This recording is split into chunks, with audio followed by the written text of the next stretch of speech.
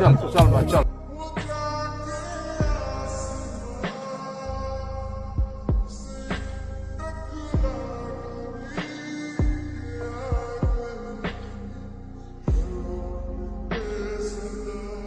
কি?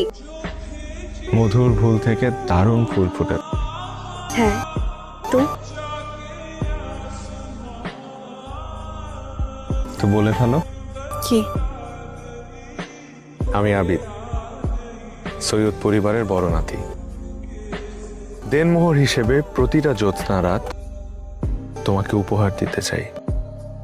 যদি রাজি থাকো বলো কবুল।